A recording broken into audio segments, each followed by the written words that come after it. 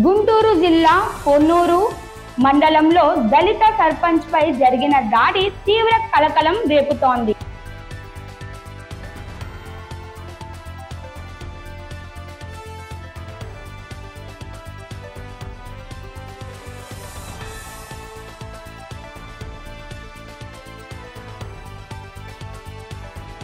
వైఎస్ఆర్ కాంగ్రెస్ పార్టీకి చెందిన సర్పంచ్ నాగమల్లేశ్వరరావుపై టీడీపీ గూండాలు దాడికి పాల్పడ్డారు. ఈ దాడికి స్థానిక టీడీపీ ఎమ్మెల్యే ప్రోత్సాహం ఇచ్చినట్లు వైఎస్ఆర్సీపీ నేతలు ఆరోపిస్తున్నారు.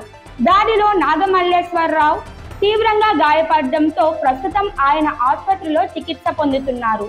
పరిస్థితి విషమంగా ఉండడంతో ఆయన ప్రాణాలతో పోరాడుతున్నట్టు సమాచారం. ఈ ఘటనపై వైఎస్ఆర్సీపీ తీవ్ర ఆగ్రహం వ్యక్తం చేస్తోంది. పార్టీ నేతలు మాట్లాడుతూ చంద్రబాబు, లోకేష్ లు రెడ్ బుక్ పాలనతో రాష్ట్రంలో శాంతి భద్రతలు విచ్ఛిన్నం చేస్తున్నారని మండిపడ్డారు. ప్రతిరోజు ఏదో ఒక చోట రక్తపాతం జరుగుతూ ఉండటం బాధాకరమని, ప్రజాస్వామ్య వ్యవస్థ ఇట్ సెల్ఫ్ ప్రమాదంలో పడిందని ఆవేదన వ్యక్తం చేశారు.